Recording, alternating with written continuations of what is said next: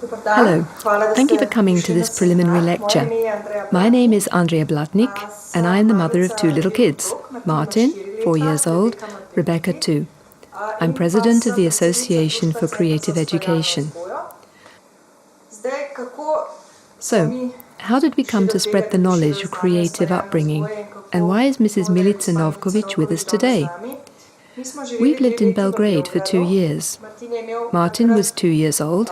My husband was sent by his employer to work in Belgrade. Rebecca was born, and some situations that we could not solve started to appear. Then I asked my husband, what should we do? We don't know how to solve these situations. And then I remembered Mrs. Milica Novkovic, who I'd heard at a parents' meeting in primary school. Martin was going to a Serbian kindergarten. I called Mrs. Milica and said, Mrs. Milica, come, we have a problem. She said, okay, well, how old are the children? Rebecca is 3 months old and Martin is 2. What kind of problem can you have with such a small kid? I said, come. She answered, okay. She came. I still remember. It was Sunday. She said all this that you will hear today and changed our lives. Right away we knew that this was for real. We are on the road of creative upbringing. With our kids, it was pretty easy to apply these models or to dismiss old ones. We needed more time. After 1.5 years, we discovered that we were closer. With 2 little kids, the relationship between a man and a woman is not so tight anymore. But the 2 of us found each other again. Then we started thinking how we could invite Mrs. Milica to Slovenia in order to help families in Slovenia to find solutions. We all have problems, and Mrs. Milica has a universal way of removing the problems. We called Milica and asked her if she would come to Slovenia. She said, no problem, and that's how we established the association. The purpose of the association is to spread the knowledge and ideology of creative education. We will work on a membership principle. But for us, members are any families that decide to apply creative education. Today you will hear the introductory lecture. In front of you is the book, The Family Alphabet, which will help you to move from theory to practice. After you've read the book, after you've heard the lecture, you can start to exercise or practice.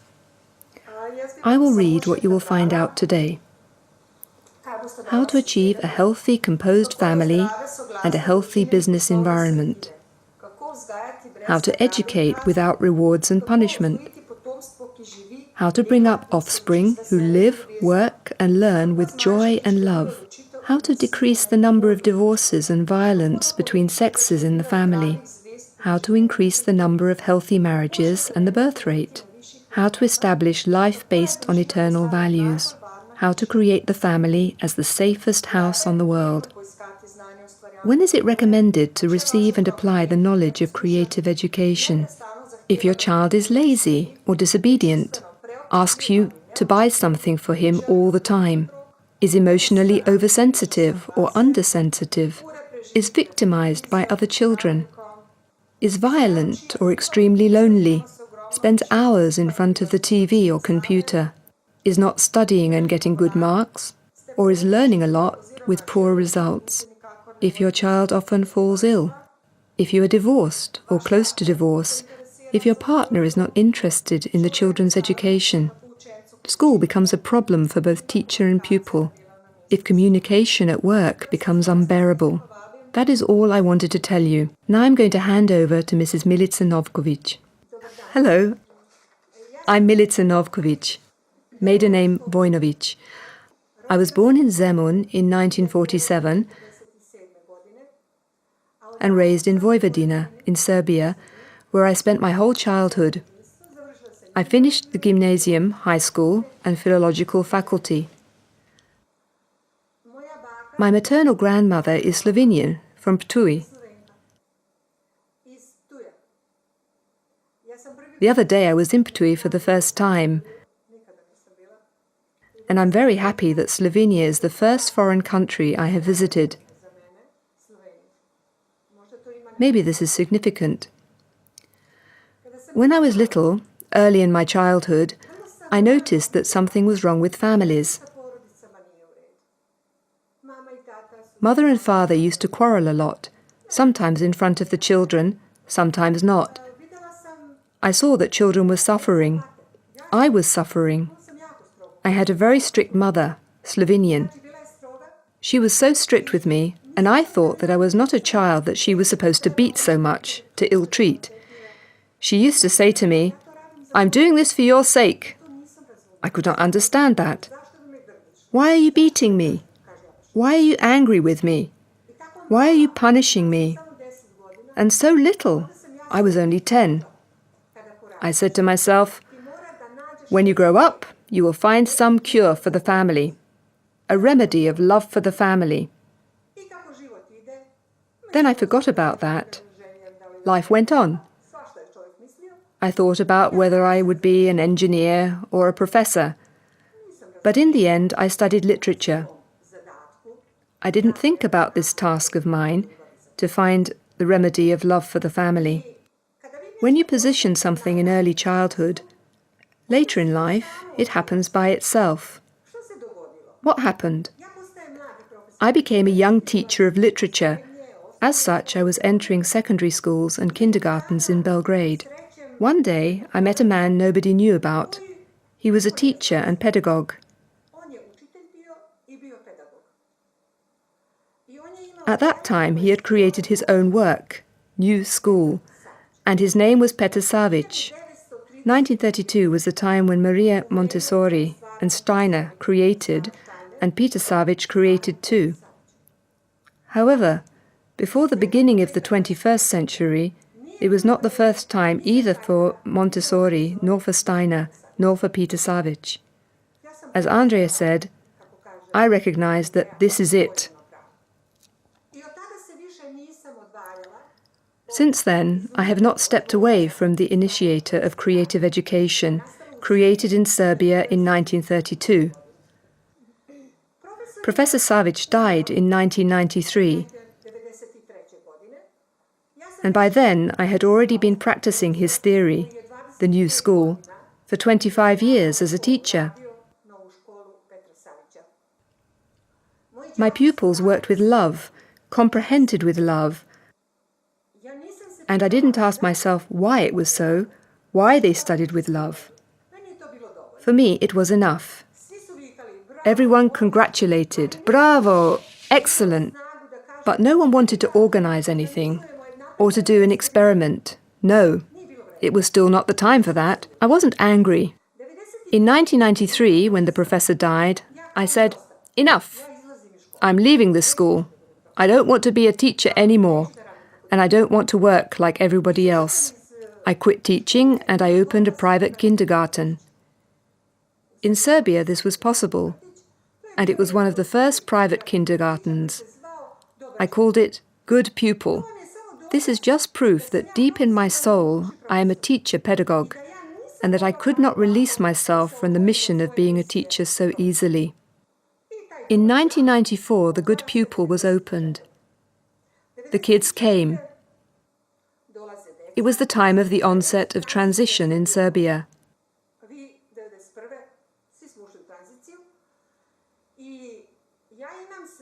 I have a traditional conscience, and for me it was unusual for a kid to come to me and say, "Oh, hi, Milica." How come Milica? I'm not Milica for him or her. I'm a teacher, an educator.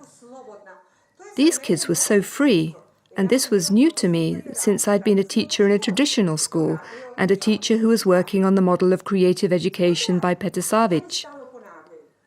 All that time, children would say, "We're bored. Everything's boring for us." And they were only 4, 5, or 6 years old. "Why boring? What can I do for you?" I asked. "Play us a cartoon," they would say. We bought one cassette, then another cassette, and they used to bring their own in the morning. I played a cartoon for them, and when it was finished, I'd say, "Okay, now, can you tell me what you've seen in this cartoon?" They didn't know anything.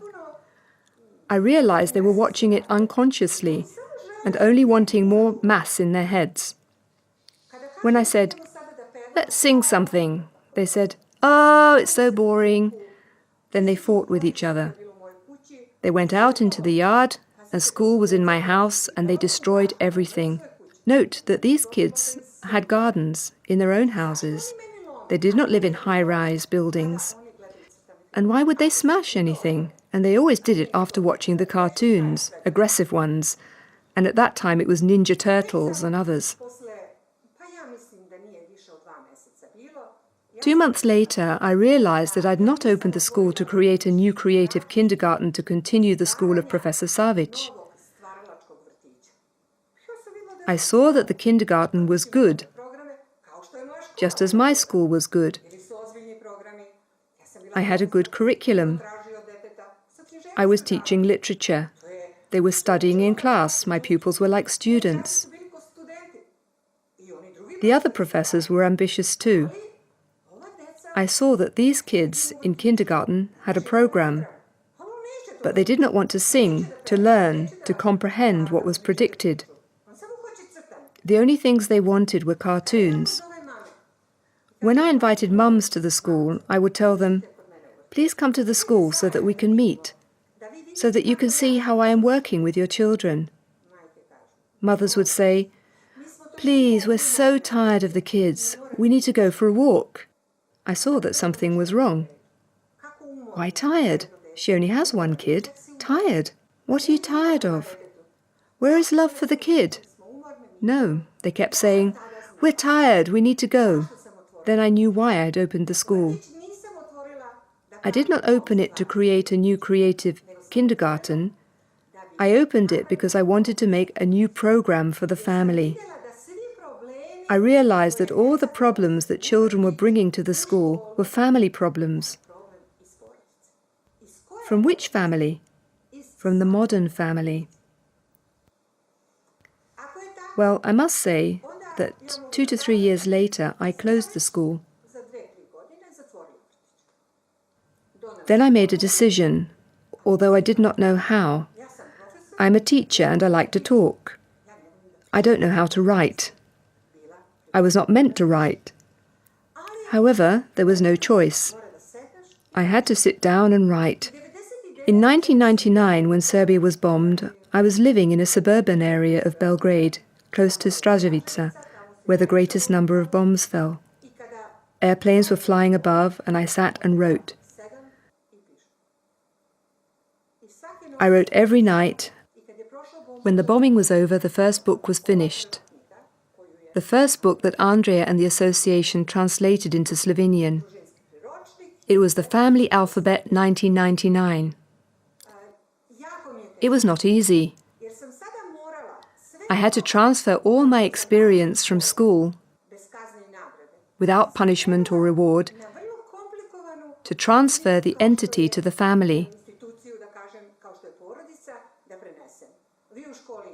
At school there is the pupil, the book, and the teacher. In a family, there are mother, father, grandmother, grandfather, mother-in-law, aunt, and there is TV. It's a member of the family too. I had to think and ask myself, how come Savic's school was so good? It was very hard for me, but I succeeded. In 2000, I went on tour in Serbia, Montenegro, and Republika Srpska. And in 2009, I came to Slovenia. And for all these 9 years, I've been planting the seed. One lecture, then another. I have counted up to 1,000. Where?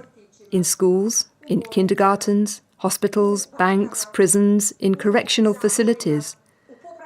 They used to ask me, "What are you doing in prisons? Why are you giving lectures about love in prison?" My answer was, because they are our children. And that prisoner comes from a family. Then they ask, why are you holding lectures in hospitals? There is some kid in a hospital, or some doctor who is treating them, and this education is for all people, for mum and dad, for the teacher, for the wider community. If the primary family is good, the secondary family, society, will be okay too. This means your workplace too. Then you will work well as a team, because between you, in your relationships, there will be no authority models, punishment and reward. I have not had a negative response yet, and I assume I've been over 100 times on local TV. Everyone has been very open to me. Radio, TV, my professors, and I was happiest when entering a school. It was my house, my family. I realized that I had to return to my school because my colleagues had problems that I did not have when I was working in the school. I belonged to a traditional school, and now my colleagues were facing problems and found it very difficult in a modern school.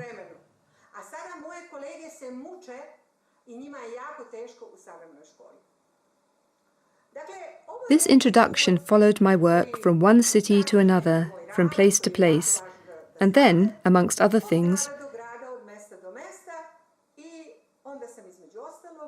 in 2000 I met a great man. I'm very lucky. I meet brilliant people. Petar Savic was a genius, and Mr. Park is a genius too. Who is Mr. Park? Mr. Park is from Korea.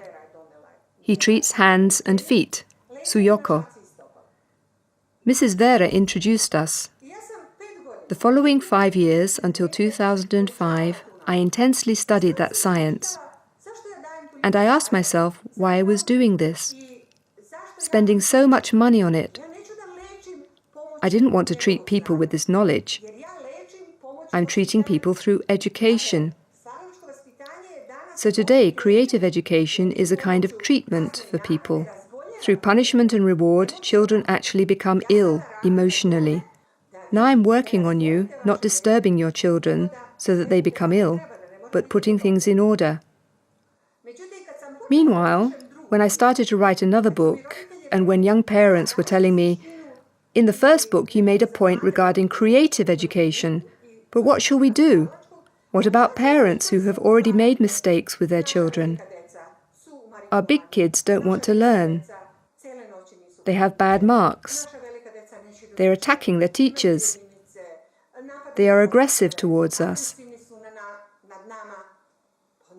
I said to myself, if I'm a real education, a creative educator, I must find a model to recover what's been done in the wrong way. So this other book is actually meant for older children. How to recover kids who have been treated incorrectly. These are your problems in kindergartens, in schools, in prisons.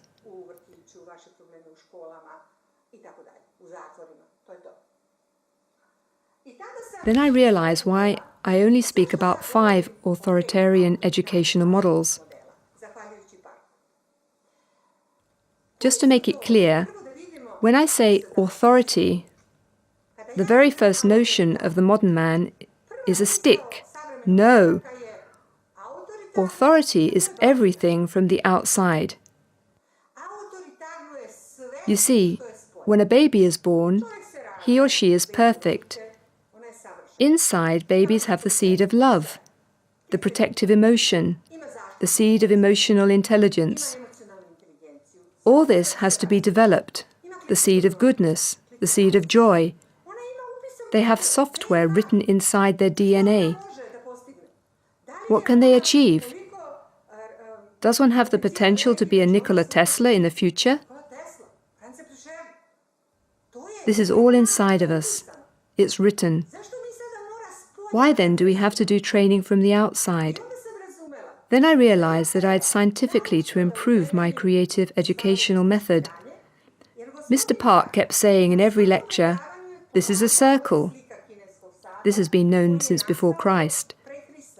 What did Mr. Park do? Instead of using energy from the outside, he put one's own human energy into a circle. This meant that you could see from this one energy what is emotion and which organs are attacked. You can see the mental level as well. And he kept talking about 5, 5, 5. Why do I speak about 5 authoritarian educational models? These are punishment, reward. In modern education, this is called soft pressure, which influences the brain. The third model is overprotection. Instead of the child, you do things while a kid can actually do a lot. The fourth model is verbalism. We will understand this later. The fifth authoritarian model is abuse of the imitating mind. These 5 models that I've just listed all come from outside. I guess the picture is clearer now as to why the traditional family had no problems with upbringing. At that time, only 2 models existed. And how many models does the modern family have? 5. And how many authentic emotions do we have? 5. What did the traditional family have? They had punishment, let's say that is the stick in our time, and they had a nice word. Here is a nice word, here is punishment. The other 3 authentic emotions stayed completely free. If the kid got the stick, it ran through the grass, went to the river for a swim, cried a little bit, then grandmother told him, "Well, you have to listen to your mum thinks about you," and it's done. With the traditional family, this was still easy. The reason is that the organization of life in society and family is pyramidal. Everybody who was at the top of the pyramid knew it.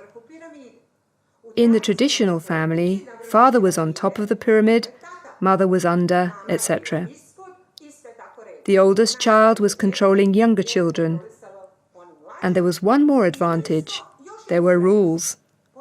Which rules? Those that completely corresponded to the society we belonged to. If we had capitalism before socialism in this country, in the Balkan area, we could have had different rules. We can see now that the West has other rules. But since we lived, for example, in feudalism, these rules existed. When you enter into socialism, you had such and such rules, where society creates the rules and tells them to the family. You have to raise such and such kid. Remember the little pioneers with red scarves? To be healthy, smart, to love each other, brotherhood and unity, Croats, Slovenians and Serbs all together, these were the rules of society. And this was easy to achieve, by force or by nice behavior. Those rules were respected. Whoever didn't want to respect the rules had to deal with the punishment. But I have to tell modern parents who tell their kids how they were punished very much in the traditional family, they weren't. Now when I remember, my mother didn't punish me so much. Violence today in the modern family is greater than it was in the traditional one. Violence today in the modern family is greater than it was in the traditional one, but no one will admit it. I'm neither defending tradition, nor am I for the modern family. I vote for the third family, for the family of the third millennium. It's the creative family. If we understand why it was easy in the traditional family, we have to see what happened. When? Where? What made the traditional family disappear? It doesn't exist anymore. It's gone. The traditional family is gone. What we do now is to cry. There are no values. There's no morality. There's no goodness. Will somebody bang his fist on the table and say, "It can't go on like this anymore"? No, no one will. Every person has to understand what is happening and what the road of transformation of the modern family to the creative family means, since tradition does not exist anymore. There is only the wish and memories of older people that it was good in the traditional family. No, it was not good. I'm not an animal, and my mother is not supposed to beat and tell me, "You have to eat or you'll be punished." But that was even better than today's giving of rewards. What happens if she said, "Drink that milk," and I could not? As soon as my mother went out, I found a cat and then shared the milk with her. The problem was solved. The modern child will not share the milk with the cat. They will eat, and eat what they like and what they hate, just to be rewarded afterwards. So, I do not say that it was good in the traditional family, but we have to understand why it disappeared. Did it disappear because God decided, or because people decided, or did society develop in such a way that it had to disappear? Let's see. There was the pyramidal organization of life. As long as the pyramid existed, the stick had to exist too. Man had to be punished to work, and the work was very hard. Men went to the field to work hard, and women sat at home. This was more or less an equal division. Women could not work hard. They didn't have the muscles. The first country that finished material development is the USA. I'm very grateful to the USA that they reached this goal first. The development of the material is finished. There is new technology. Everything is automated. Both men and women can fly an aeroplane. Even kids can drive a car. Everything is easy. Thanks to the fact that in the traditional family where mother was at home, I'm not saying that this was good, but that was a process. When the growth of the material world was finished, the pyramid crashed. We do not need the pyramid anymore. America knew very well that the pyramid had to be dismantled. Why? Because this pyramid turned into the surface of life. Now, everything that was hidden under its sides has come to the surface. Was there homosexuality in the traditional family? Yes, but it was hidden. Were there rows between mothers and fathers in the traditional family? Yes, but no one talked about it. There were fights where no one could see. Was there adultery? Yes, but no one talked about it. Was there violence and incest in the traditional family? Yes, there was, but all this was hidden in that pyramid.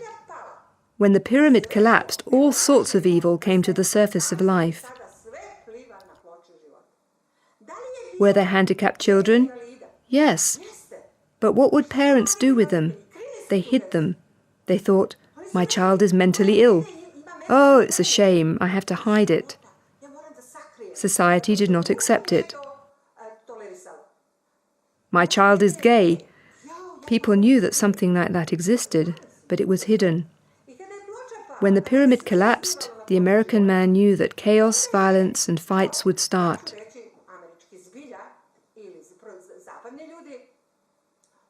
Instinctively, people knew that it was a good road, but they did not know how to handle the new situation.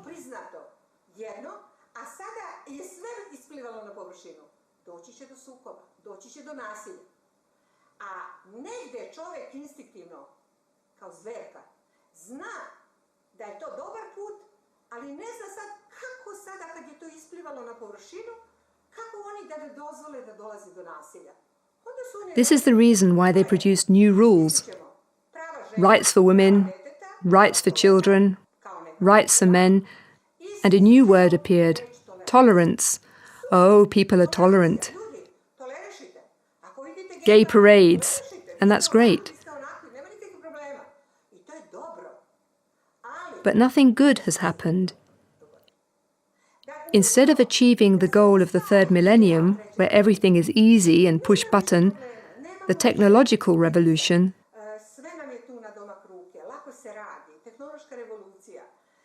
the third millennium is one of spirituality. Love and joy, instead of that, there is nothing. There is no love or goodness or joy anywhere, not even in the family, nor in society. Democracy, produced as a great thought. No, something is wrong. Something is not working. Only violence everywhere. There is violence.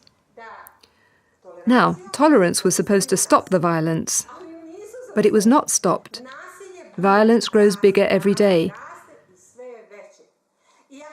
And if you want to admit it to yourself, the first thing you see when you turn on your TV is violence.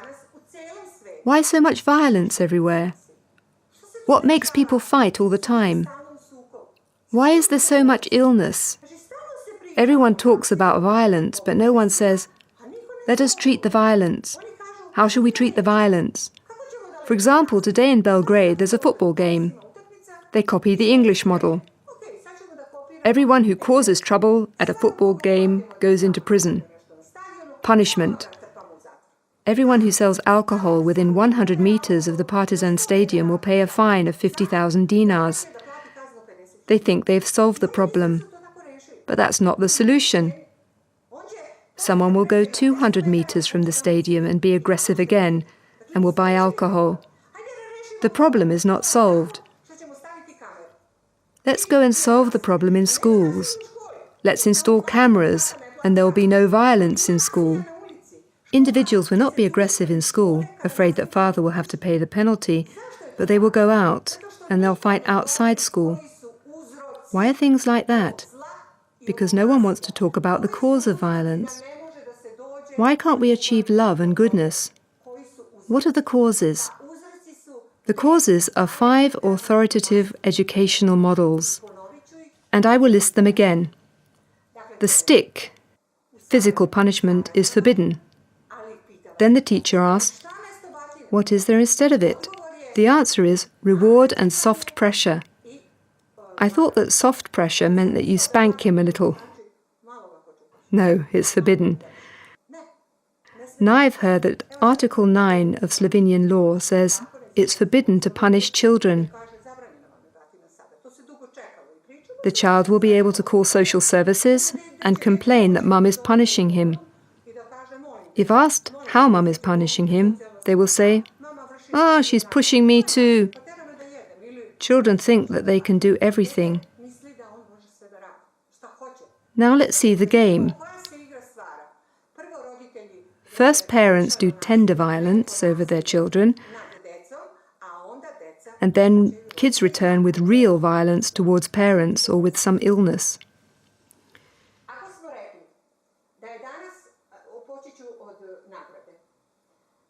If you want to force a kid to do something, let's take feeding, because this is a 5 times per day action, I used to say to parents,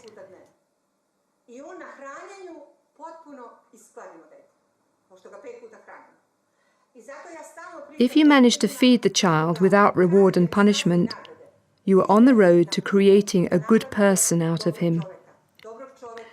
A good person who feels love for his or her parents, younger brother, school, kindergarten, even towards the wall where he should not draw graffiti.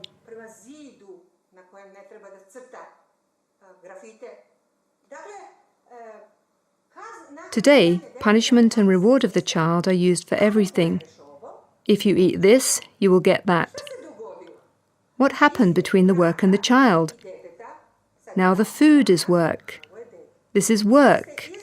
That is the child. You have placed profit between the child and his work. Put away your toys, brush your teeth, go to bed. Everyone who understands this just a little bit says, interest is interest, love is love. Where there is interest, there is no love. If you've positioned interest between a child and food, just food, not to mention toys and everything else, then you can expect that in time the child will completely lose the emotion of joy. He or she is not doing anything out of love. His or her brain is working 300 kilometers per hour. While watching an advertisement, he or she is asking, what shall I condition my mother and father with? Now he returns and said, do you want me to collect the toys? Okay, bring me new trainers. Now the child is setting conditions. And you did that to him 1 year ago.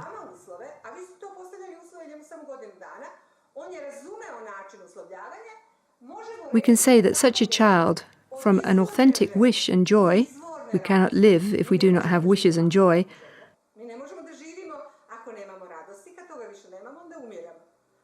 has lost the joy, but now only has his interest. They don't have joy or wishes, they say, buy, buy, buy. Their wishes are growing, and at once there are two possibilities. Greed, the sin of the 20th century.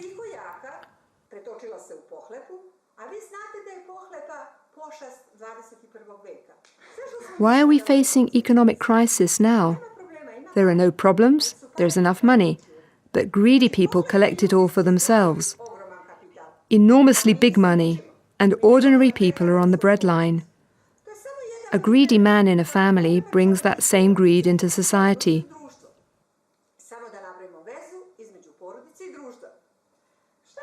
What can the final result of your positive conditioning be? For example, if you pass your first grade with A's, you'll get €100, for example. In the fifth, you'll get a computer. Parents are constantly concerned about school, and later on we will see why these kids do not want to work. They say, 8th class, you'll get a motorbike. When you finish high school with A, you'll get a car. The greed gets bigger and bigger. More, more, more. At one moment you see that your child does not have love for you at all. He sees the sponsor in you.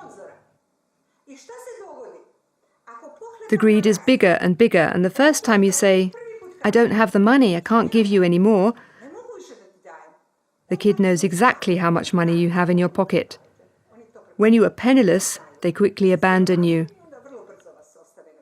What happens then? They find another source of money. Boys engage in crime very early.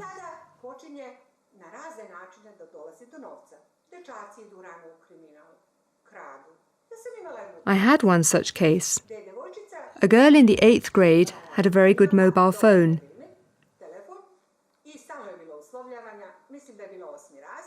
She lived conditionally to the extent that she could no longer understand moral principles, and she became greedy because she didn't have love.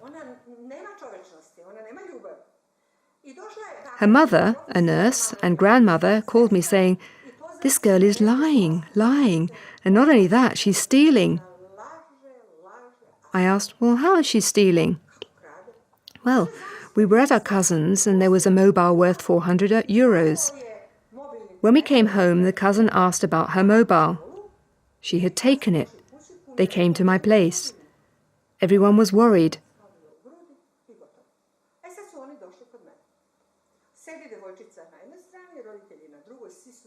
When we were little, they used to say, whoever lies also steals, and whoever steals also kills. A very serious situation. At my question, did you steal the phone? The answer was, no, I took the phone because I needed it. My mum punished me by taking away my mobile. I'm in love. My boyfriend's at the seaside. I needed the phone. When I came to my cousin, I saw a phone and I took it because I needed it.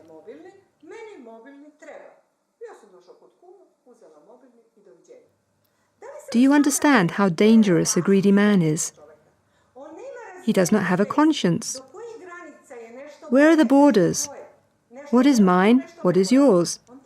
What is moral? What is immoral? Why do they not have them? Because the 6th energy could not be developed, the emotion of joy, goodness, and love. These could not be developed. Now let's see what will happen with a child who is very greedy, and suddenly you say, come on please, do your test very well and you'll get a new game. And he says, Mum, I'm not interested. I don't want it. I don't need a new game. Aha, now he does not need the new game. And suddenly the child starts to be very quiet, not interested in anything, saying life is meaningless. Aged no older than 10 to 12 years. This is the road towards depression. This is the road towards suicide. When a child becomes wishless, Young parents say that it happens now even at the age of 5 to 6. Since they are saturated with toys, one sword, another sword. Actually, I had a case in Kragujevac. A little boy, he only wanted swords. Everyone gave him one. There were 150 swords in the house when I came. Only swords. And in the other box there were 100 little cars.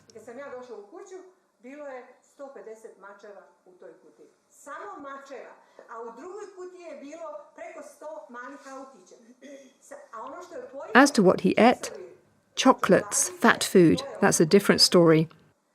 What do we do when we pour a lot of things, sweets, games, over a child in order to make him work? We are created enormous wishes and joy, but it quickly comes to an end.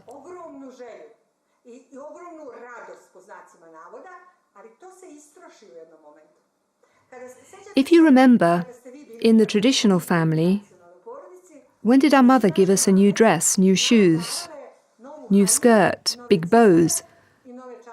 Only for Christmas or Easter. And my family was very rich. My family had one of the first private businesses in Vojvodina. We could have everything. But my mother said, no, it's not possible. New things were not bought so that we could become good, but because of celebrations. My mother didn't understand why she shouldn't buy things for us. Older people knew. If you constantly fulfill the wishes of a child, the child will become sick. Either they will become wishless or get sick. Why? Because this energy is linked to the heart and guts, or heart and blood system. If you continuously make someone feel joy 7 times in 24 hours,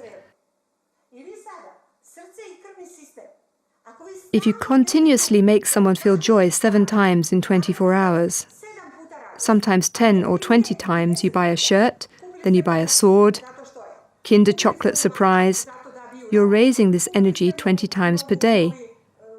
The heart and all that joy raises blood pressure, sugar level. The heart cannot stand it for long. Also playing games because a child sits all the time in front of the TV and some new colours are there. At one moment the heart stops to function. Now we have the syndrome of manager illness with very little children.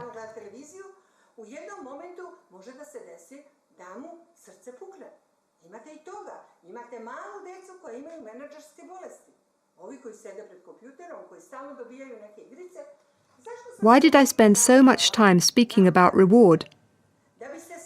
In order to make it understood that it's an evil, the origin of all evils in this world. Heart disease is the most common disease. And what should you expect when you destroy it from childhood?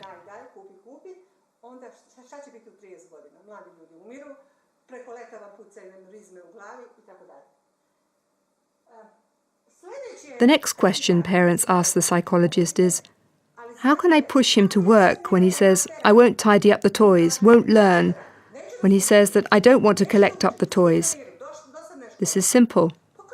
If they want something, then give it to them.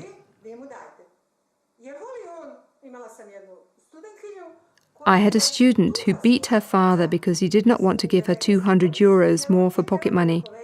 She was 19 and the father was rich. For 19 years he had been bribing her with money. She was raised like a star, never punished, always a good pupil in her school. By the way, kids can let you down even when they are good at school. They do it just out of interest, for profit, and they can be very greedy. The first time that father says, no, I cannot give you the money because you don't need to buy a dress, but to do some extreme sport, she slapped him.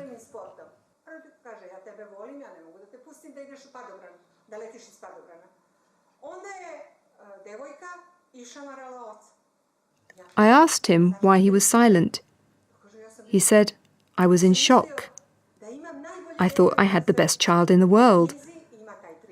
I put this example in the book, and the title is, If I had died yesterday, I would not have known who I'd brought up. Luckily, this happened when she was 19 years old. Next evening, she slapped him again. He was again in shock. "Give, give!" He said, "No." Then she opened the window and said, "I do not need you as a sponsor any longer. I can find myself a new one. Blue Bridge, where the prostitutes go."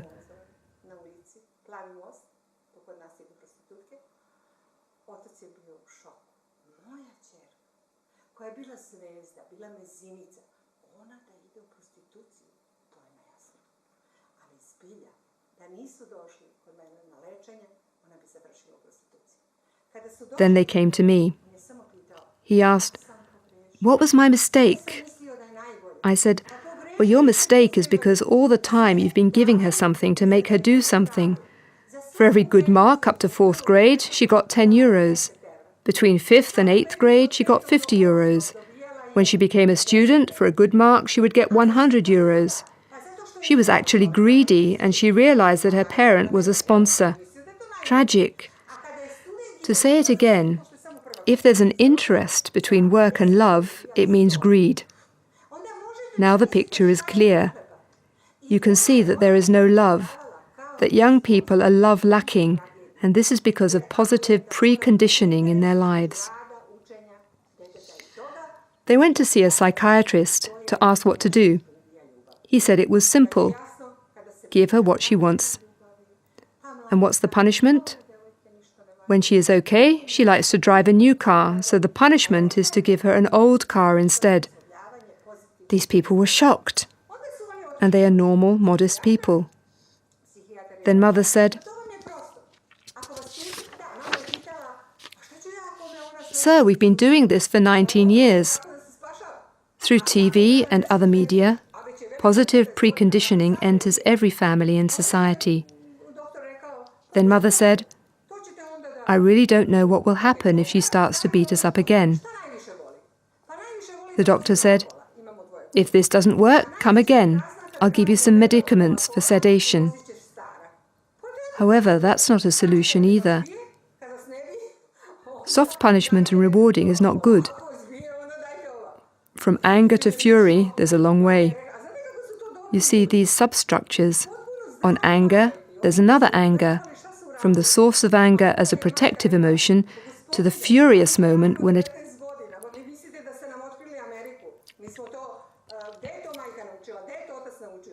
From the source of anger as a protective emotion to the furious moment when a kid can kill. What do we do? Forgive the child when he's furious. There are cases when they take a gun and shoot the father or grandmother for 100 euros. Since this substructure has been building up and suppressed for a long time, fury, then anger fights emotions. What happens? The child pushes down anger, fury. In a traditional family, when a child is punished, they are very angry, but they go out to fight with someone. But this child cannot make a fuss or create. But this child cannot make a fuss or create a riot, because he will not be there in the position to... But this kid cannot make a fuss or create a riot, because he will not then be in a position to get a reward. That child hides his suppressed anger, pushes it inside. Then it hits the liver. There are two organs which are under emotion of anger: the liver and the gallbladder. Why are these two organs in such a bad condition? If I hear that a little child of 10 years old has a fat liver, it's not because he's an alcoholic, but because he has repressed all his anger. This is because he's forbidden to be angry. If he's angry, then Mum will say, "Now you'll not get anything." For him, it's a tragedy because he's greedy. Then he'll start to act, to beg, to show that he's a nice boy. But in fact, he's not good. At that moment, he hates you. and he's going to punish you when he's 16 years old. For the time being, he cannot because he's too little. The moment he can't stand that emotion of anger anymore, when his anger is going to burst, he will go to the street and present his emotions there. Kids fight in the street, in schools, they make groups. They cause trouble on school trips. They bully the teachers. The parent cannot be touched because he is a sponsor. Then parents say to the teacher, "What problems do you have with the kid? He's great at home." Because the parent is a sponsor and the kid is okay with him. Up to 10 to 12 years of age, but I will tell you what happens then. When the kid comes to school, the teacher does not have money to give him a candy. I heard that in Novi Sad, unfortunately, they've introduced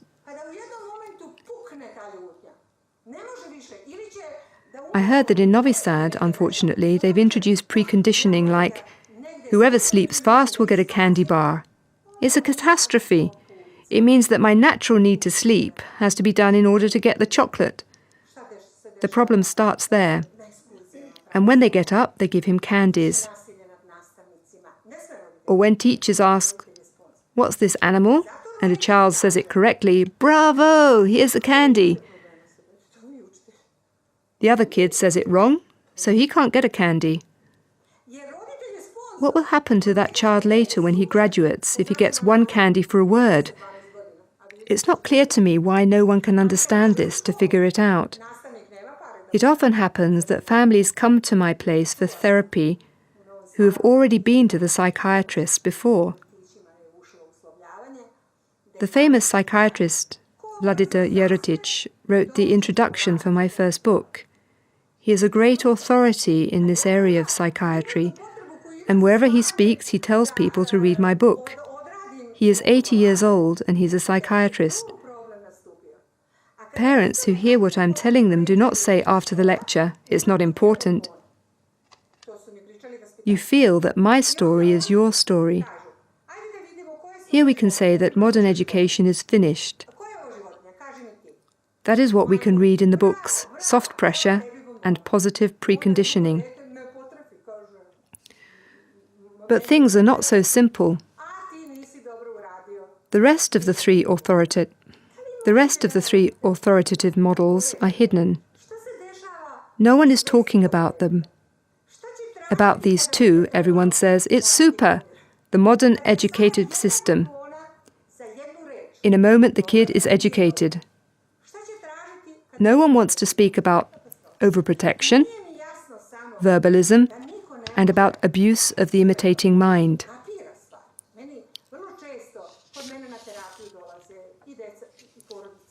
So they talk about the two, but do not talk about these three models. If you hear this story, which I'm supposed to tell, you will see that our kids will not survive the time that's coming. We must free them from training. In the third millennium, there is no need for a man to be trained. Every child has a need to eat, sleep, and learn. These are genuine spiritual needs. This will happen naturally, without force from outside. There is only the need for a little bit of motivation, and everything will be okay. Overprotection is a model that's known to everyone. It existed small-scale in the traditional family, mostly with boys. We overprotected our sons and our husbands, first from one thing, working in the kitchen. They knew, it's the generation of our sons and their grandsons, that they will not work in the kitchen. Everything else was okay. They were good students, good farmers, they were good in the field. Then when we overprotected our brothers from work in the kitchen, then when my husband would come, for me it was normal that I washed the dishes. I did not get a divorce because of this. Now the other problem appears. There is overprotection for both women and men, both boys and girls. But overprotection is threefold. This is a much hidden model. It looks like love. If I enter the house and I see a woman feeding the boy aged about 10 to 12 years, I say, "Madam, what are you doing?" "Oh, but I have to be sure that my son is eating." You will not believe how many stupidities I see. And they are everywhere. You will see that everyone is hiding. In America, Serbia and Slovenia, everyone is hiding. Everyone is afraid. We did not have such problems in the traditional family. Parents come from our traditional family. This is a problem, and the little ones are our victims. Overprotection from work. No one's working. Then the mother comes and says, "Help or I'll die. I have a son and daughter. When I come back from the house, everything is in chaos. No one's heated up the lunch. The kids have been eating fast food. So they don't want to help themselves. No one wants to work." I asked, "Well, what have you been doing for 12 years?" "Everything was done by me. Tying up shoelaces up to 9 years. Feeding him up to 6 or 7. "What else did you do?" "Well, I always say to him, 'Mum will do it, it's quicker.' Children become parasites. Then, when kids go to school, mother says, 'Is it difficult for you, my son?' 'Oh, Mum, how difficult it is for me.' Then another says, 'Oh, I'll do your homework for you. And if teacher gives you a bad mark, I'll go to speak with him. And Dad has connections in the ministry.' And then the child threatens the teacher. 'Don't mess with me. I have connections in the ministry. I will sue you.' Then the teacher gets frightened about his work. I had an example of a young pupil, first grade, who was drawing beautifully. At home, he only functioned with overprotection and rewards. The teacher said to him, "Oh, how beautifully you've drawn this." He said, "Huh, this is nothing, I can do it better." She said, "Well, draw Saint Sava for me." He said, "Ha, well, give me 100 dinars. Do you understand what's going on in the mind of our kids? Overprotection from work is present on every level. What happens? You get a parasite. What else do you get? You get a completely unconscious person. What does this mean? Human beings are sensual creatures. We're on this planet in order to become conscious. We cannot achieve that goal if we do not work, with our hands, with our brain, anything. Our kids do not do anything, and that is the truth. I've just visited a Slovenian family, and I asked the child, the boy is 3rd grade of gymnase, "How many hours per day do you study?" He said, "I don't study at all." Is this possible? They have a serious program, books to read. They have to practice, maths and physics. We know how much they do. We know how much they ask in schools. "No, I'm not studying at all."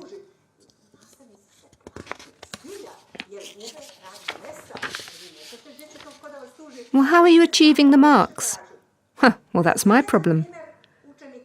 Probably he's threatening his teacher. Then the teacher says to himself, "Okay, I will overprotect him. What do you need? 5? Okay, I'll give you a 5. Just you be calm. Sleep there by the radiator."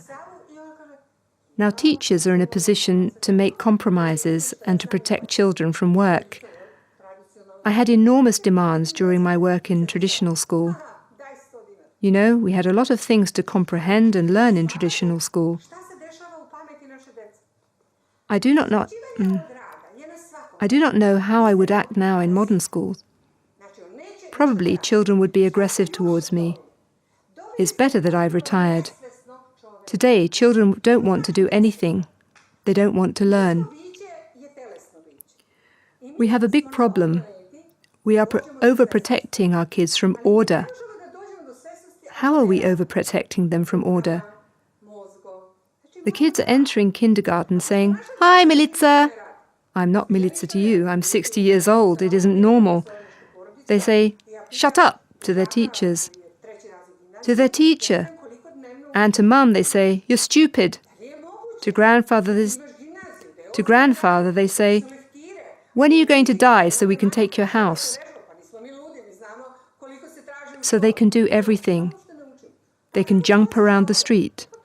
When you go to a restaurant, they can't sit still. The other day I was speaking in a bookstore in Ljubljana.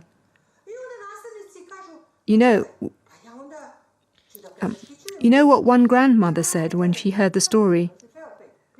She said, I couldn't tell this to anyone, but I will tell you. I hate my grandsons. One grandmother in Serbia told me, I have a nephew who is so rude and violent towards us.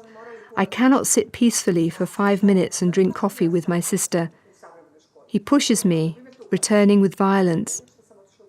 And that grandmother says, my grandson turns the music up to 300 decibels, and I'm going crazy because of it. I can't do anything to him. How are the kids repaying us? Through violence. This violence is not just when we are hit. The violence is when a kid says all the time, give me money, give. When he or she doesn't want to study. That is violence too. Or when a little child doesn't want to go to sleep. Modern kids sleep with their mum until they're 15. Do you understand what that means? You're not his lover. A child has to have his own bed. The child has to have order. If that order isn't accepted up to his or her 7th year, what do you think? It will produce chaos. This is the source of chaos on the planet. They can do anything, even kill. Overprotection from order is a catastrophe. The consequences are catastrophic. Now let's see what the consequences of overprotection from life are. I have watched funerals in Serbia. I've watched funerals in villages and Belgrade funerals. You can't see children at either place. Then I remembered that when our grandmothers and grandfathers were buried, the whole family was present. It was our last farewell to grandmother. We even kissed her for the last time. It was an introduction to the part of life called death. Now suddenly I ask mothers, where are the children? Grandmother died. Grandmother should be escorted. You will never see her again. It's the end. That grandmother gave you something. She took care of you when you were little, read a story for you, went for a walk with you. Modern mothers say, oh, we cannot. It's stressful for the child. Stress. And where is your child now? You don't have to tell me. The child is at home at the moment, in front of the computer and playing games. It kills. That is not stress. They do not connect this at all. What will be the consequences in 20 years when the child becomes old and grown up, and when he doesn't know what the last day of grandmother looked like? These are all unnatural things. It seems as if we've all lost contact with the whole of nature, with man, with life.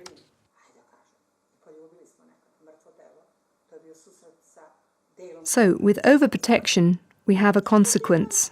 Laziness, anarchy. The children are anarchists. They do whatever they want to. They do not have a stop line, and then people appear telling something close to what I say.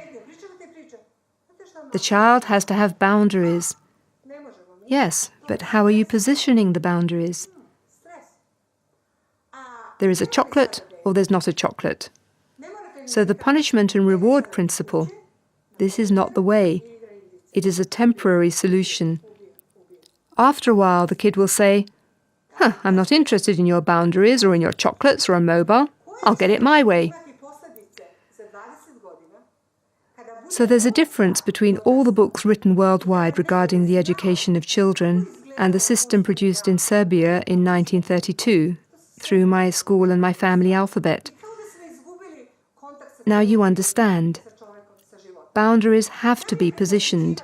It has to be that at 9 o'clock he's in bed if he's 7 years old. Why? Not because Milica says so, but because she has to go to school tomorrow, to follow his teacher. The boundary is that a child should not be put in front of the TV in the morning to fulfill his TV need for aggressive cartoons, or just 5 minutes to play games. No, it cannot be so, because he's going to school in 10 minutes. There they sit, mother puts on his shoes, father puts on the socks, and the kid is watching a cartoon. Well, how will he work in school for 4 hours?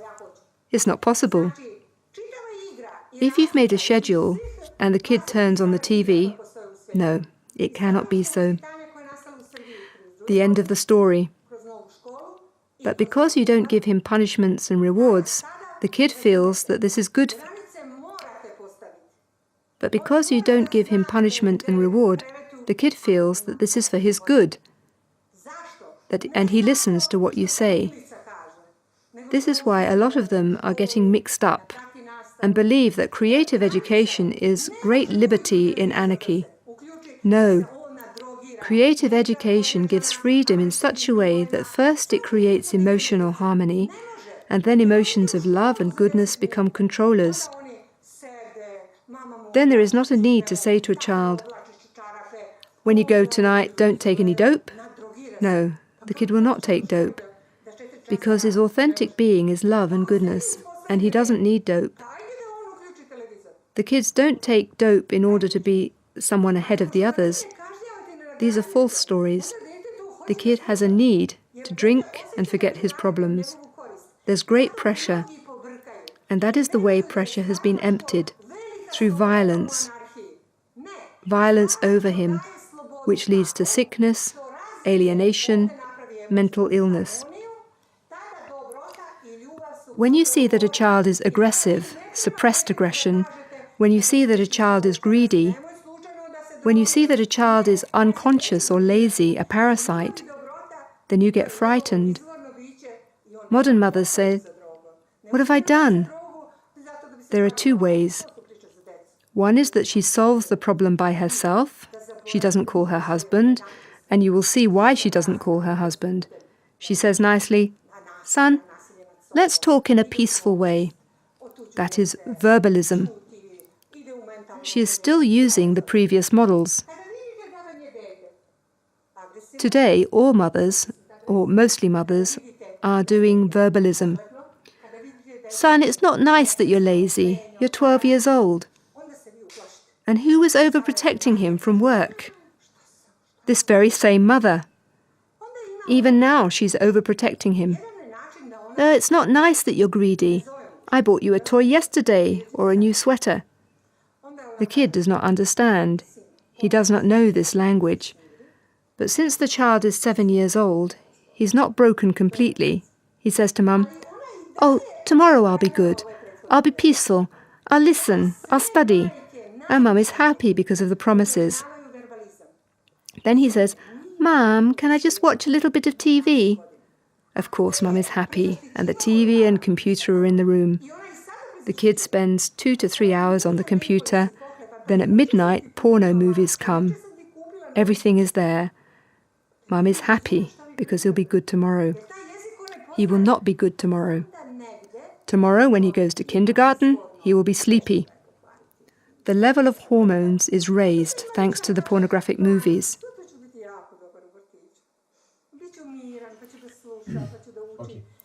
He now watches girls, his teacher. When he comes home, you ask him, "Were you a good boy?" He says, "Yes." He's lying like a politician. He looks straight into your eyes and lies to you. He's not lying because he wants to harm you. He is lying because he wants to be good. He said last night that he will be good. He wants to protect Mummy. Then you tell him that he's a liar. And actually, deep inside, he has a big wish to protect you. Now you understand why kids lie to you. You're pushing them into it, by verbalism. Up to age 9, he will listen to you. Up to that age, at least, he will make a promise and lie to you. After that, he'll say, "Come on, Mum, don't strangle me, choke me anymore." Why do they say strangle in Serbian language? Why did they use that term, to strangle? Because of these two organs, the lungs and guts. They are connected through the energy of verbalism. And they really feel that they are strangled by empty stories. You are asking him to be moral, not to be lazy, to work, to like to eat, and to like school. But you've done everything so that he can't.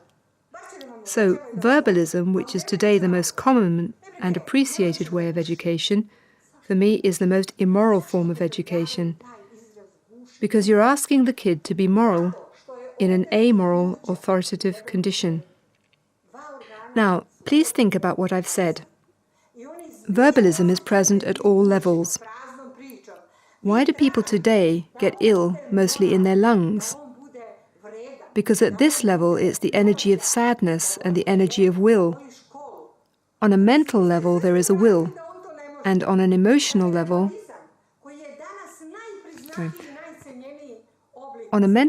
there is a will, and on an emotional level there is sorrow. Since a child cannot achieve, he loves mother, father, teacher. He would like to work, but he can't. So he becomes sad. And this continues in their lungs. Why was tuberculosis the main sickness in the 19th century? Everyone was sad. Poets like Branko Radičević. What's happening in the 21st century? Everyone has lung problems. We are afraid of the new flu. Why do illnesses occur in our lungs? Because there is a connection. When I live, I breathe. Sadness is the main problem. If you are sad, then you don't want to live.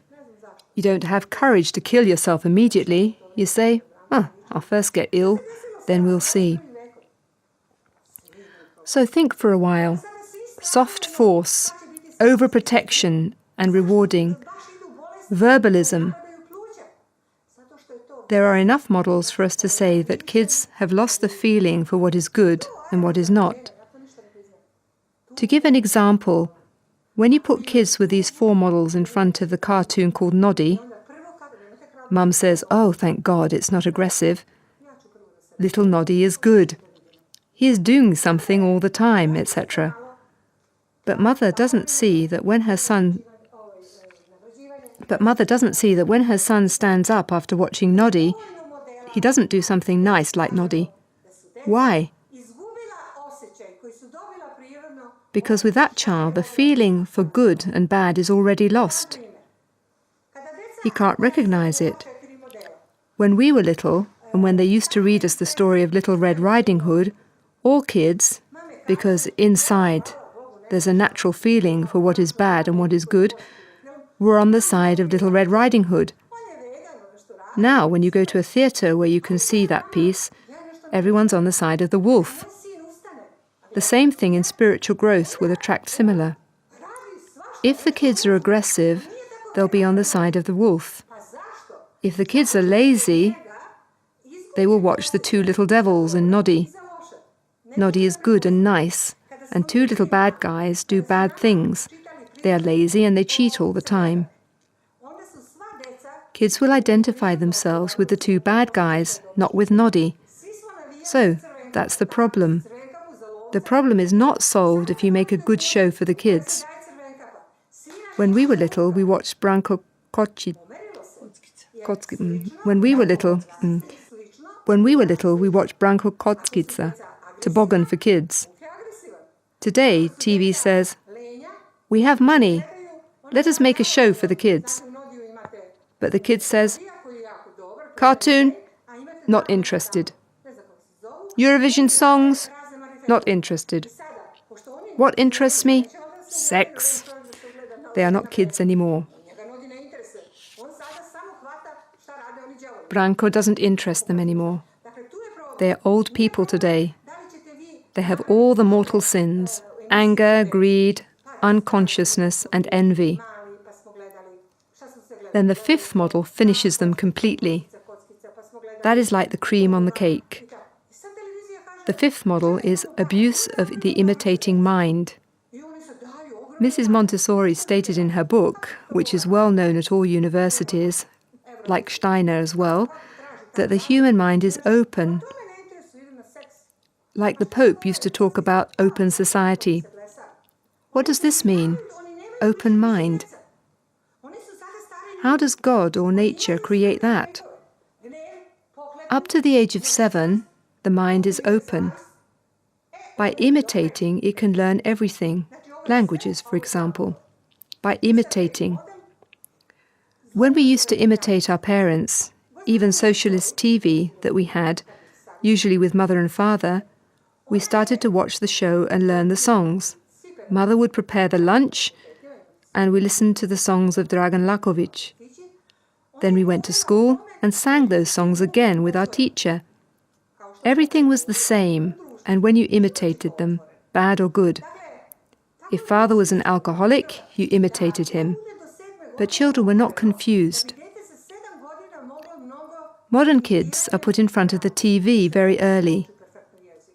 At the age of 1, they sit on their bottoms, he takes the remote control, and we say, "Bravo, you're a genius, you know how to turn on a TV set." From that moment, there's no control anymore. The kid is turning on and off, changing channels, etc. And on all the channels, all the same in our country, you have the same content. Violence, sex, commercials. Even when you watch Baby Channel, which can be watched by a 2-month-old baby, he sees how mums are playing. This is a sort of violence too, because his mum doesn't play with him.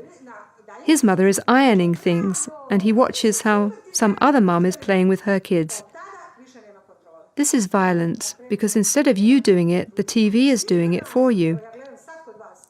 That is the beginning. And then there comes in line violence, sex, commercial. Commercial, sex, violence. A kid very quickly makes a connection in his or her mind that this is life.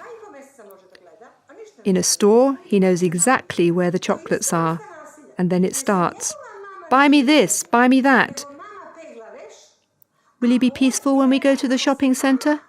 The kid says, "Okay, I'll be calm, buy me milk chocolate." That is the condition. And this is why it is controlled. The borders cannot be positioned by punishment and reward. No need. Andrea's children can go to the marketplace and shopping mall without problems. No one is touching anything. Before, they made a plan. "Martin, what do you need?" "I need toothpaste." "Do you need chocolate?" "No, no need." Now, when he comes to the shopping mall, he can't say, "Mummy, I want chocolate." No, it's over. When you educate your children with order, the kid listens, because the kid likes to be in harmony. And it's our thoughts that they like to be in anarchy. It's a big mistake. And we are usually supporting anarchy, and we do not understand things. So, TV, computer, playing games kills. That leads to the total crash. That leads to the total crash of a child's brain. Because everything that you push into that open mind at the age of 7 becomes closed. And there is a sentence, "The child is father of the man." What does this mean? That what you put into him for 7 years is the system that conducts his whole life. What you put inside, violence, sex, commercials, that is now his essence. Where is the solution? Common. Control it. We put on the board what the point is, and Andrea wrote it. It is recommended that up to 3 years is the period when a child forms his or her real emotions.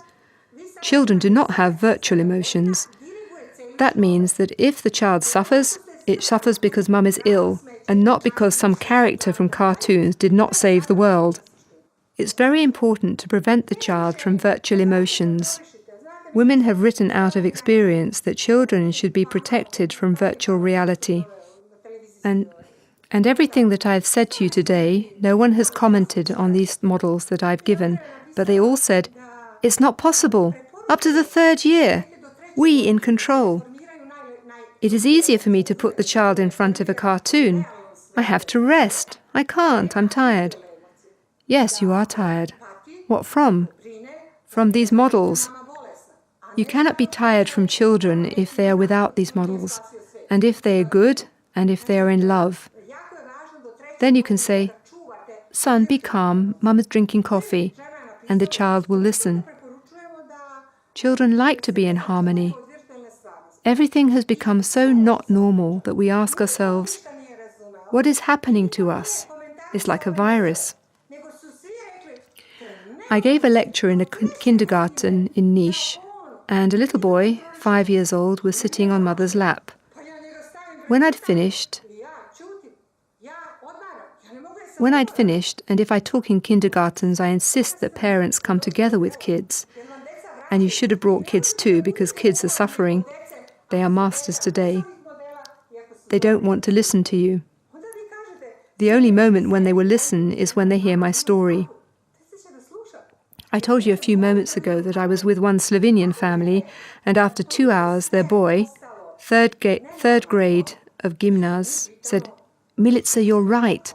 I'm so happy to understand all this. Can I do my sociology homework on this subject?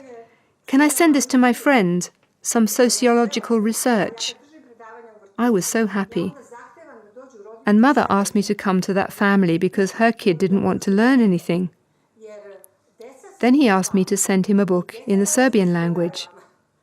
That was beautiful.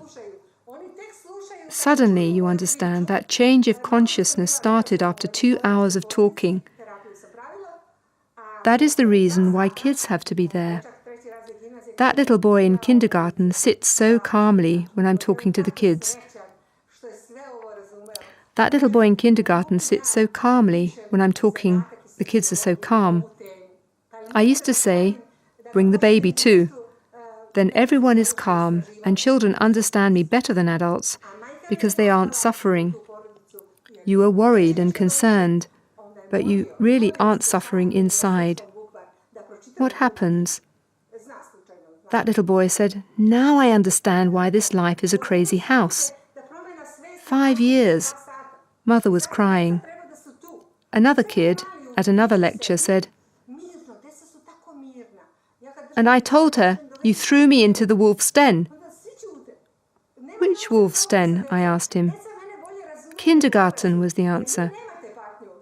How, when I know that kindergarten is good?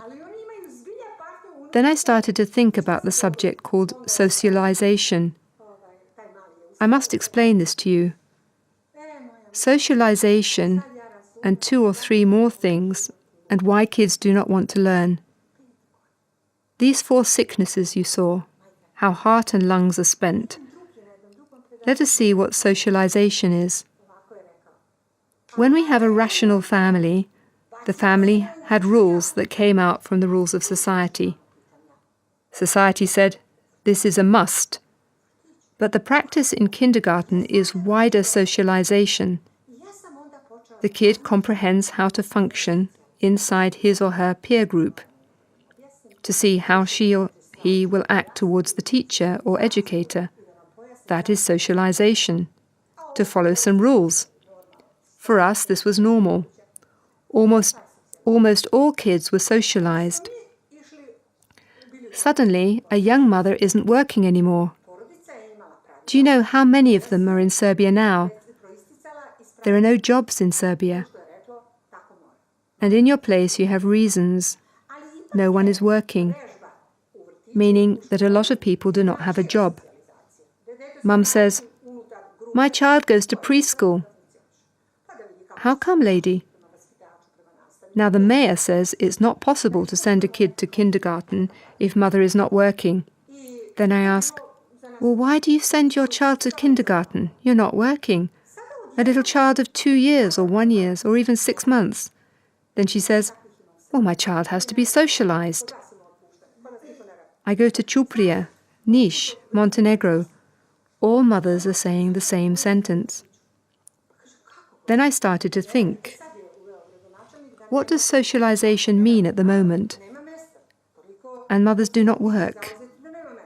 And I know that it would be normal for children up to 3 years to be socialized, at least for the house, with grandmother, with grandfather, with neighbors, with a sister, brother. First you have to do this, then go further.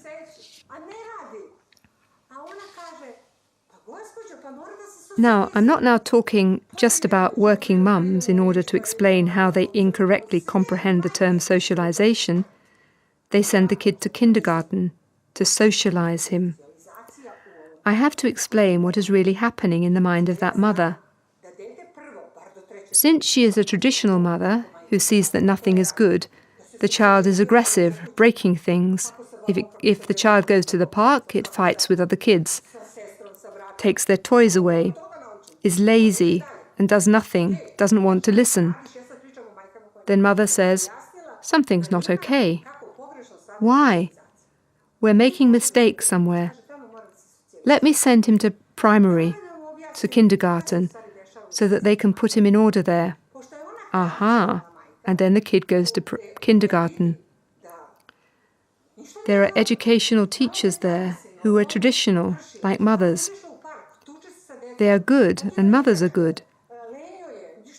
But what socialization when the educator says, now we will talk, now we will sing, we have a program.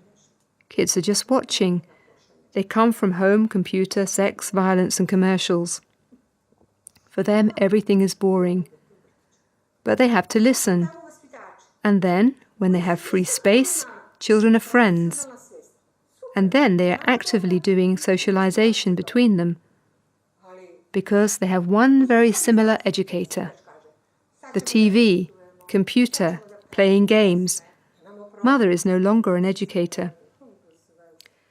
Neither is the teacher in primary or kindergarten. They take care and try to teach them something.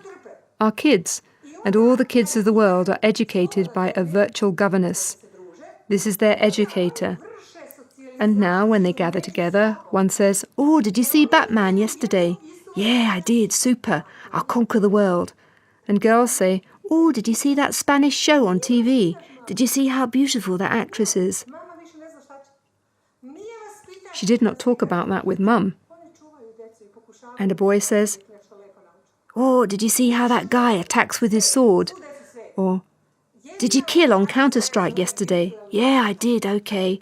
When we go back home, let's connect on the net to play. And these are 4 to 5-year-olds. Of course, after a while, the subject of sex appears. Even in kindergarten or primary school, you'll not believe it. Everywhere. Someone was watching a porno film, someone else violence. It goes together. First violence, then sex. And kids see that at home. In front of the TV sit grandmother, grandfather, mother, father, and in the movie you have first violence and then sex. And no one is hiding it. No one is reacting. And then the kid says, okay, this is great. We haven't protected him. Then children start to talk with each other about that. Now educators say to me, in Slovenia, in Serbia, it's a big problem, and I'm not ashamed to talk about it in front of the cameras, because it is a big problem. They say that kids are masturbating at the age of 18 months and 2 years, at a very early age. I had to see, why are they doing this? This is the reason. If the kid has all the time the same sequence, violence, sex, he or she fills him up with pressure. And very quickly they start to touch their sexual organs and feel that it's very nice. Then they think, oh, this is great, I can empty myself. They start to do it very early, so by the age of 12 they can turn to real sex. Not love, just sex. Now you have a problem. If he does it at the age of 2, 5, and turns to real sex at the age of 12 years without love, just to empty pressure, because he cannot stand it anymore, these 5 models are exploding, Either he will kill someone or he has to empty himself. So kids understand very quickly that the fastest way of emptying themselves is sex without love. I do not need love. And this is why their brain continually asks for new and new sensations. I will give you an example a lot of boys related to. That boy turns on hardcore porno, and I suppose that at the age of 26, sooner or later, that boy will be impotent. Why impotent? Because the brain has its limits. If he watches sex as a little boy, and then as a boy, and later on, so on, this virtual sex as well, the brain continually asks for more X, XX, XXXL, and a brain that's not connected with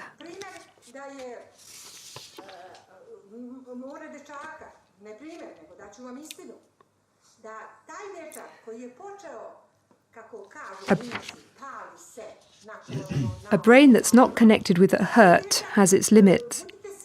A brain controlled by love and goodness does not have limits. But that one has boundaries, like a computer. In one moment, it becomes impotent. He says, "No way.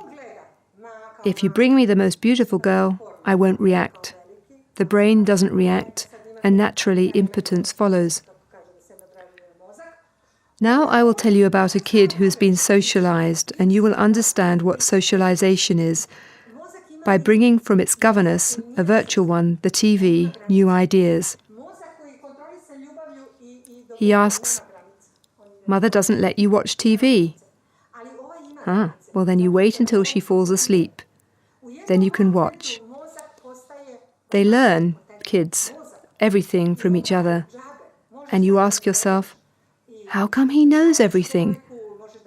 I was working with one lady who was very attractive. That kid was watching porno movies after midnight. The TV sets are in their rooms, without control. No one is permitting them to watch. They have remote controls. He was 4 years old, like Martin, really sweet. His mother is a great woman, a psychologist.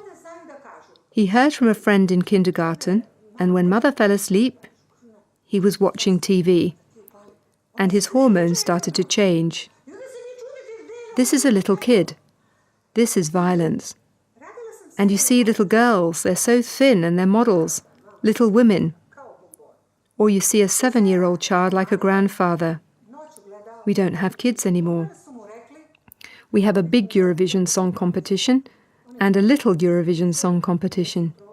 You have big dancers and little dancers. Everything has changed. To finish the story, one day when mother was changing her clothes, he said, "Oh, mother, you've got such good breasts." He said this to his mum. Mother was frightened. She's a psychologist.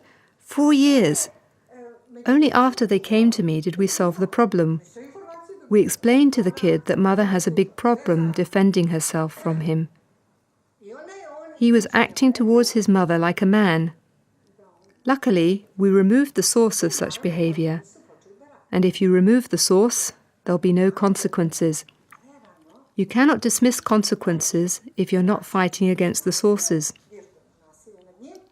For example, there are a lot of drug addicts in Slovenia. Let us form workshops. What workshops? You say, well, it's dangerous. And you talk. Kids think, what on earth are they telling me? He wants to take drugs. If he does not have a problem, then he doesn't want to take drugs. But someone gives them to him. He wants to be drugged. Then you have big billboards in cities. Say no to drugs. They're laughing at this. Kids don't want to say no to drugs. But if you remove the sources, and the sources are 5 authoritative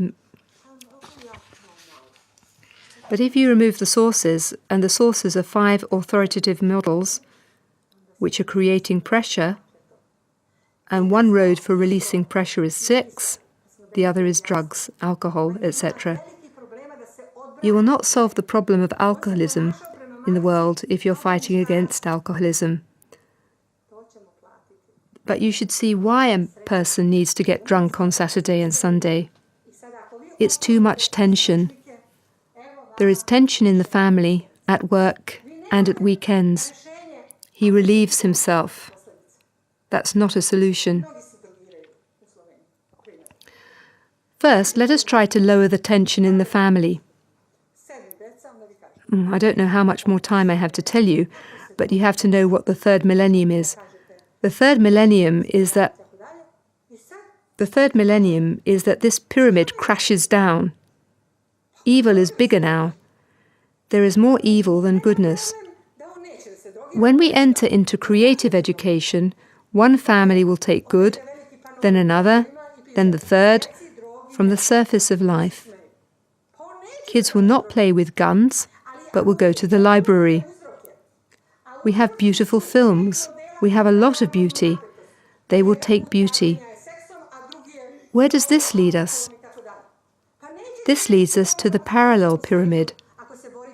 Up until now, we have had this left pyramid. Everyone to his or her own.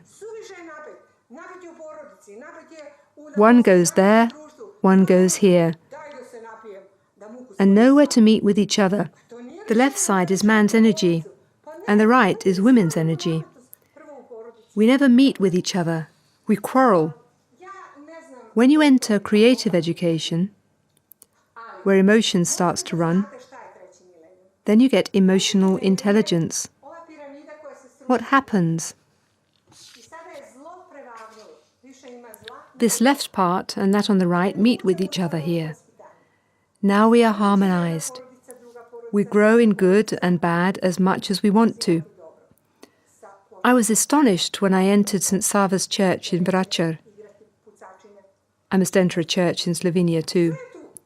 When I saw in the church a pyramid like this one here, I asked myself, how come the priests know this? I realized that through medicine. Now I understand through my educational system. When we dismiss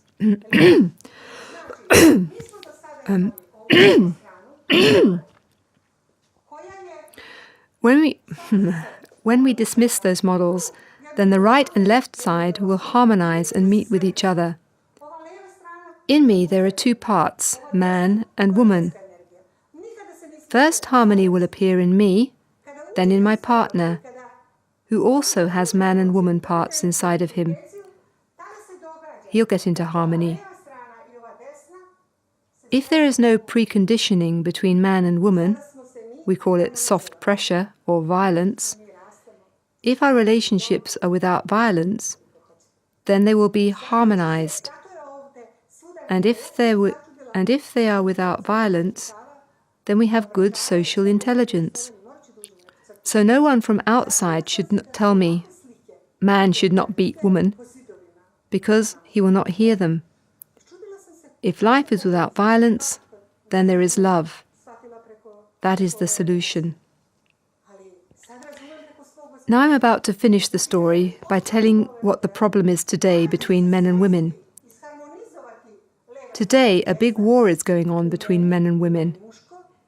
In the traditional family, it was peaceful. Men said to women, "You have sadness, fear, concern. You will take care of the children."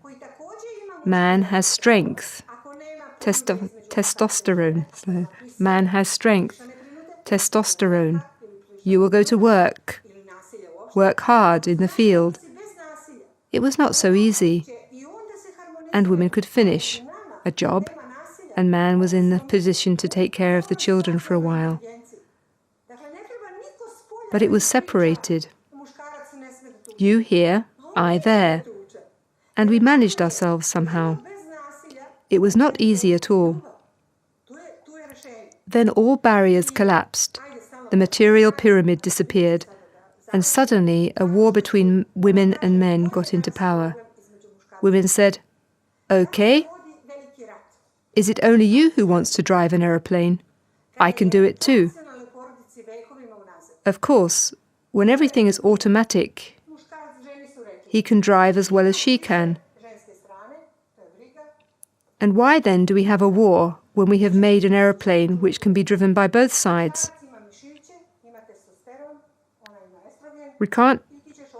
Why can't we have the position, he's shooting a film, she's shooting a film? It's a piece of cake.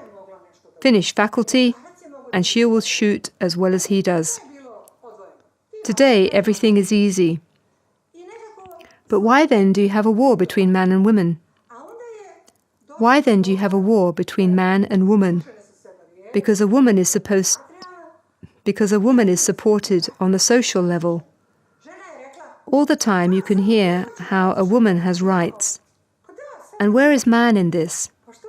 He is the violent one. He is supposed to be put on ice. Why is it like that? Why is man the violent one? He is on top of the pyramid, but no longer. He fell down into the dust. And woman? Well, she's on the top. There is no pyramid anymore, but she thinks that she's on top because society is supporting her. Now she says, I want gender equality. Well, who is forbidding this for you? Who is forbidding politicians from writing a law saying that man and woman will have the same salary? She drives an aeroplane, he drives an aeroplane. But why war? Why? You'll see now. Since the woman is supported, she is accepting everything that society tells her. If they say soft pressure, she accepts. Punishment, reward, punishment, reward. Man says, woman, it's no good. What's no good? Well, you don't understand anything. He says, well, children need order. Well, you don't know. Well, here war starts. And when mothers destroy children in the 4th or 5th year, she starts to attack him. Only I'm raising the kids. He says, well, what's the problem? She says, well, look how they're behaving. But today, men are much smarter because they have more of the traditional in their relations towards kids. They are victims today. Men have been totally thrown into the dust. When a father says, do you need help? She says, yes. And when she says, do you need help? He says, yes. Then he hits twice and she says, oh, you're violent towards the kid. The kid is listening. Then mother and child say, we will sue you. Goodbye. Then he goes into another marriage, new wife, new kids. There the problem began. Most divorces are due to quarrels because the kids are not good. Martin is afraid. Father can't do anything. There's no one who can teach him not to punish the kids, but to solve the problems by taking away these 5 authoritative models. Then he becomes frightened. She became frightened. He turns gay, and he is sick and tired of women. These are the problems that seem difficult to explain, but they are not. When a woman says, I can drive a truck, an aeroplane, what's she doing? She is entering his side into the man's space, and she pushes him away. And what does he do? He turns to her woman's side. Then he starts changing the nappies. Okay, but let him go to his side. In kindergarten, I have three grandchildren, 1 boy and 2 girls.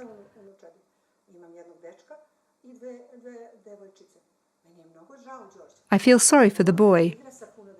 When he plays in the kindergarten with lots of girls, they say, you don't know, that stupid sword. Now we will tell on you to the teachers. And boys are starting to have fears because in their 4th year, testosterone is coming. Boys want to be strong. This is normal development for a boy who is in a different phase.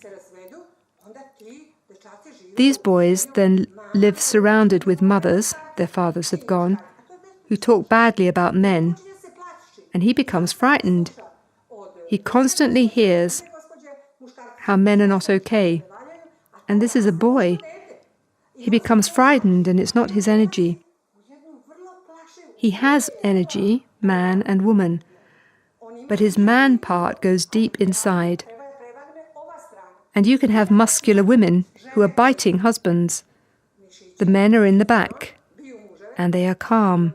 This is not normal. They get ill.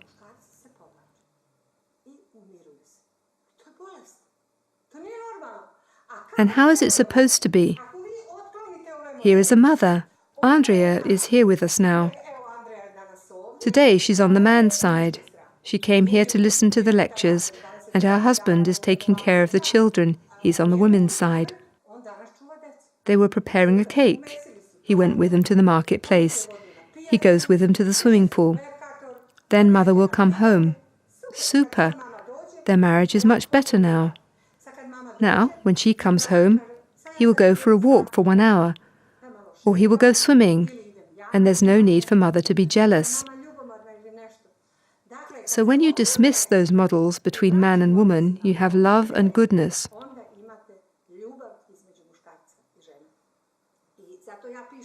This is the reason why I'm writing a third book, Love Between the Sexes, Not War. Between teacher and pupil, worker and boss.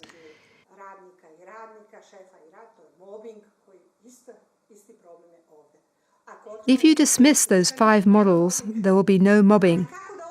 But how will you dismiss those 5 models? How can a greedy man become good, or a lazy man like to work? So the first problem is to dismiss the 5 models and to return to source emotions. And finally, to tell you, that third millennium will be a millennium where only the educational system will be a creative educational system. I'm looking very positive and self-aware when I say that, because there are so many people who are working on education. One mother called Andrea, who is a main trainer of creative education in Slovenia,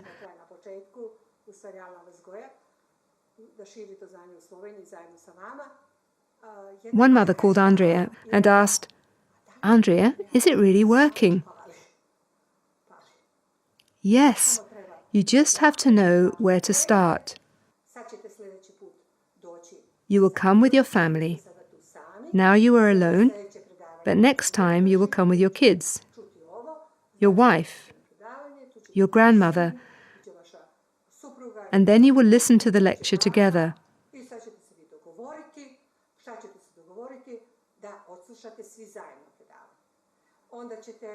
Then you will read the book, and then you will make an activity plan of new rules.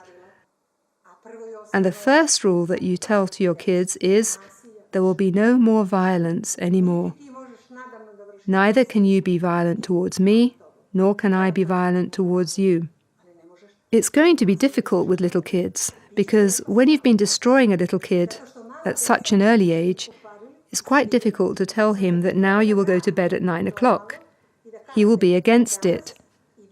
And it will seem as if you're using pressure over him, because you're saying, no discussion. You're going to bed. You will not beat him or do anything else. When I have a big boy like this these days, we make a deal. There's no discussion. Everything goes well. Creative education does not solve things problem by problem. You cannot call me and tell me, "Oh, my son's had 6 bad marks, he's not learning, solve this problem for me."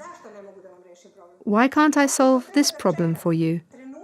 I have to catch the moment when you started to destroy your kid because of learning. You started in his 3rd year, when instead of reading him stories or books, you placed him in front of the TV. And the TV is here. It's a product. And since your kid just learned to swallow a picture, in 1st grade, his teacher says, "Read." And he says, "What?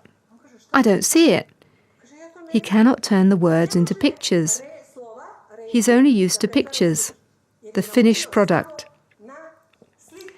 This is the reason why modern books for children have lots of pictures. This is a very good explanation for teachers. You think your students are lazy? No, they do not see what they are reading. And especially, they don't hear. And when they come home, mother asks what they've been learning today. Oh, I don't know. And you think that's nasty? No, he simply cannot hear. Because when he was watching TV, he was not listening. He was only watching. He swallowed the picture. And now, when he has to listen to the voice of a teacher, his brain is not used to turning the voice into the picture. And since he hasn't read anything, when he sees a lot of text, his brain cannot recognize the content. One girl in the second class said that she has to read one text 16 times before memorizing it. She says, I cannot see it. She doesn't say that she can't understand it. She says, I can't see it. The pupils are just memorizing. They don't understand, they just throw up what they're supposed to in front of professor. I would say today's pupils have problems of bulimia and anorexia. They swallow the text and they throw it up. Next day, they don't know what they've been learning because they do not connect those things which they comprehend. That's why I say, give a little book with a small number of pictures. They say, oh, we can't. They put the kid in front of a TV immediately. Well, the kid can't go back now. In first grade, he says, this is all boring. It's easier in front of the TV. And people in the Ministry of Education have problems too. It's difficult for everyone, and no one sees where the problem is. They say, oh, well, let's make books for them with lots of pictures. Now you have books with lots of pictures and little text. Picture, picture, picture. Then 2 sentences. And these 2 sentences, the kids can't understand and they forget them. You will not solve the problems if you produce books with lots of text either. No. You have to dismiss the cause of the problem. To take advantage of books up to the age of 7 regarding virtual reality. And finally, please do not say that Milica is against new technology. I'm astonished by the internet, TV, computers. But what's bad? The content that we're offering to kids is bad. Today, the news in Belgrade is that one girl was rescued from suicide because she and her boyfriend were making love through the internet. They were writing to each other on the internet. And when they saw that their love was impossible, they wanted to commit suicide.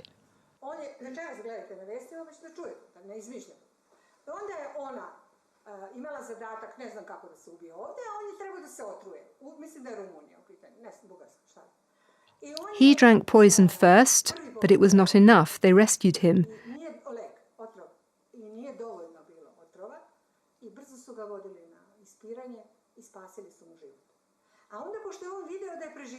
And then he said, quickly call Belgrade, mail.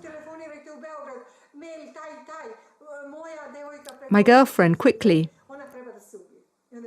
Then the police came. That's the bad side of the internet. Where are those parents who should have taken control over this? They are nowhere because kids are controlling us. We have to stop that. I wish you great happiness, my dear listeners, and I beg you to make some effort, because these are our kids. We do not have other kids. Don't be surprised if you have a miserable, unhappy, ill child at the age of 16 if we don't do the job on time.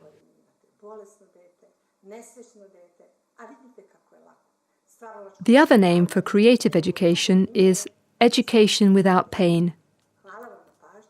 Thank you very much for your attention, and go to work.